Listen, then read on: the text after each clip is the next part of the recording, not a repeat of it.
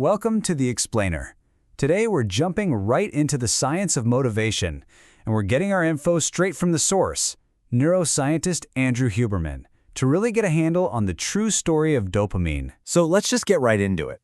Do you ever feel like you're constantly on the hunt for that next little rush? That endless scroll on your phone, grabbing a sugary snack, or the thrill of that your order has shipped email. Yeah, you're not alone.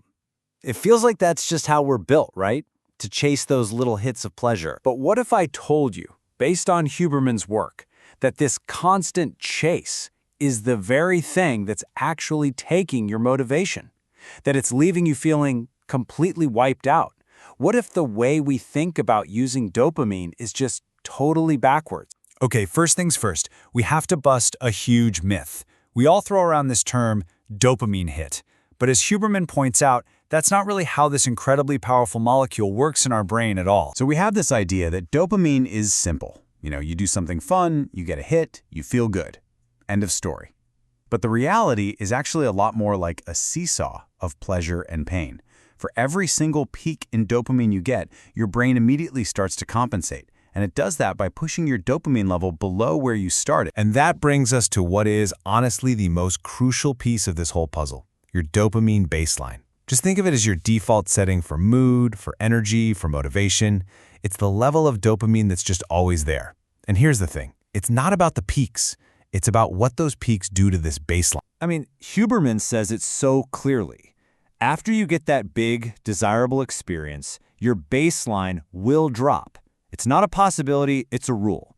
The higher the high, the lower the low that comes right after. It's a fundamental law of your brain's chemistry. Okay, so now that we know about this pleasure-pain seesaw, let's look at how this whole thing plays out in our day-to-day lives. Because it really explains why so many of us feel so burnt out all the time. And check this out. Some of the things that cause these spikes might actually surprise you. Just a piece of chocolate can bump your dopamine up by 1.5 times. Exercise you enjoy? That can double it. And something like nicotine can spike it a whopping 2.5 times above your normal baseline. We're not talking about small changes here. But here's the real trap. Your brain doesn't have a separate bank account for food dopamine and another for work dopamine and another for social media. Nope. It's all coming from one single source, one dopamine currency. So when you start layering these peaks all day long, even with good things like exercise, you're just making withdrawal after withdrawal from the exact same account. And this kicks off a really dangerous cycle. You start chasing bigger and bigger peaks just to feel the same amount of pleasure. As a result, your baseline keeps dropping lower and lower. And pretty soon, the things you used to love just don't do it for you anymore. Huberman has a name for this. He calls it the progressive narrowing of the things that bring you pleasure. And that is the absolute core of burnout and even what leads to addiction. Okay, but listen, this is not all doom and gloom. This system isn't some kind of life sentence. The moment you understand it, you can start to take back control. And Huberman gives us some incredible, science-backed tools to build motivation that actually lasts. All right, tool number one is a total mind bender. It goes against everything we're taught. We think we're supposed to give ourselves a treat after the hard work is done.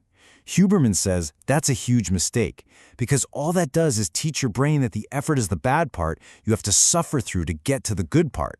So the goal is to flip that around. You have to start attaching that feeling of reward to the struggle itself. You literally have to start telling yourself, man, this is tough, and that's the point. That's the good part. You're rewiring your brain to get a dopamine release from the effort itself. Okay, tool number 2 is all about becoming unpredictable. Your brain absolutely loves novelty. If a reward is guaranteed every single time, it just gets boring. It loses its power. So the secret is to start mixing things up, randomly. And this brings us to this incredibly powerful idea called intermittent reinforcement. The key is to stop stacking all your rewards every time. If you always need your pre-workout, plus your favorite playlist, plus your best workout clothes to get going, your brain just starts expecting that giant dopamine cocktail.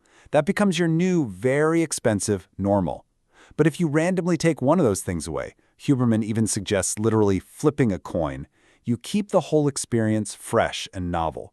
That little bit of unpredictability protects your baseline and keeps you motivated for the long haul. And now for the last tool. And honestly, this one's a monster. It's a way to directly boost your dopamine baseline in a healthy and, really importantly, a sustained way. We're talking about a 250% increase. To put that in perspective, that's in the same ballpark as the peak you'd get from a drug like cocaine. So where does this come from?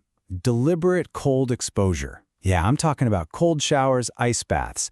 The research shows that this triggers a huge, and this is the key part, a long-lasting increase in dopamine that can stick around for up to 3 hours. And unlike a drug, this massive peak doesn't come with that awful crash afterward. It actually raises your underlying baseline, which is going to improve your mood, your focus, and make you way more resilient. But obviously, be smart about it. Listen to your body and approach it with caution. So really it all comes back to this one powerful idea. Your entire experience of life, how you feel day to day, isn't about chasing one high after another.